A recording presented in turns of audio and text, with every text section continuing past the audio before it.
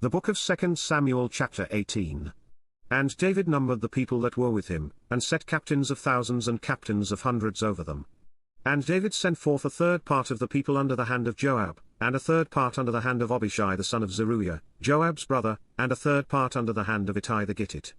And the king said unto the people, I will surely go forth with you myself also. But the people answered, Thou shalt not go forth, for if we flee away, they will not care for us, neither if half of us die, will they care for us, but now thou art worth 10,000 of us, therefore now it is better that thou succour us out of the city.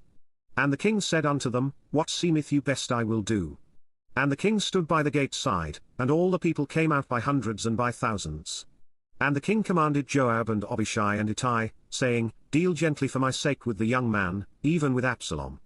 And all the people heard when the king gave all the captains charge concerning Absalom. So the people went out into the field against Israel, and the battle was in the wood of Ephraim, where the people of Israel were slain before the servants of David, and there was there a great slaughter that day of 20,000 men.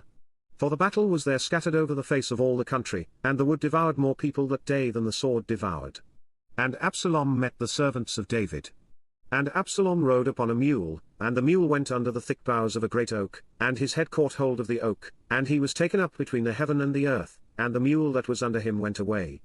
And a certain man saw it, and told Joab, and said, Behold, I saw Absalom hanged in an oak. And Joab said unto the man that told him, And, behold, thou sawest him, and why didst thou not smite him there to the ground? And I would have given thee 10 shekels of silver, and a girdle. And the man said unto Joab, Though I should receive 1,000 shekels of silver in mine hand, yet would I not put forth mine hand against the king's son, for in our hearing the king charged thee and Abishai and Ittai, saying, Beware that none touch the young man Absalom. Otherwise I should have wrought falsehood against mine own life, for there is no matter hid from the king, and thou thyself wouldest have set thyself against me. Then said Joab, I may not tarry thus with thee. And he took 3 darts in his hand, and thrust them through the heart of Absalom, while he was yet alive in the midst of the oak.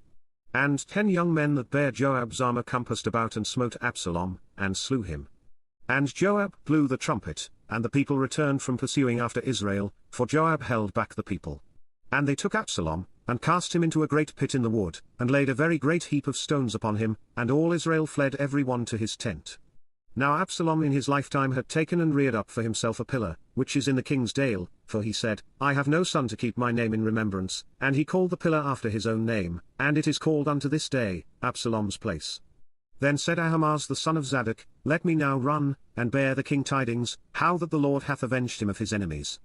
And Joab said unto him, Thou shalt not bear tidings this day, but thou shalt bear tidings another day, but this day thou shalt bear no tidings, because the king's son is dead.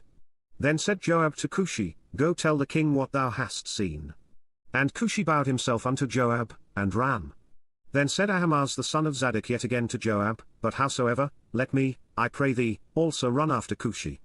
And Joab said, Wherefore wilt thou run, my son, seeing that thou hast no tidings ready? But howsoever, said he, let me run. And he said unto him, Run. Then Ahimaaz ran by the way of the plain, and overran Cushi. And David sat between the 2 gates, and the watchman went up to the roof over the gate unto the wall, and lifted up his eyes, and looked, and behold a man running alone. And the watchman cried, and told the king. And the king said, If he be alone, there is tidings in his mouth. And he came apace, and drew near. And the watchman saw another man running, and the watchman called unto the porter, and said, Behold another man running alone. And the king said, He also bringeth tidings. And the watchman said, Methinketh the running of the foremost is like the running of Ahimaaz the son of Zadok. And the king said, He is a good man, and cometh with good tidings. And Ahimaaz called, and said unto the king, All is well.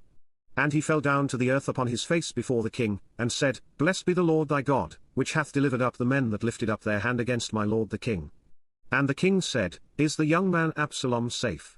And Ahimaaz answered, When Joab sent the king's servant, and me thy servant, I saw a great tumult, but I knew not what it was. And the king said unto him, Turn aside, and stand here. And he turned aside, and stood still. And, behold, Cushi came, and Cushi said, Tidings, my lord the king, for the Lord hath avenged thee this day of all them that rose up against thee. And the king said unto Cushi, Is the young man Absalom safe? And Cushi answered, The enemies of my lord the king, and all that rise against thee to do thee hurt, be as that young man is. And the king was much moved, and went up to the chamber over the gate, and wept, and as he went, thus he said, O my son Absalom, my son Absalom. Would God I had died for thee, O Absalom, my son,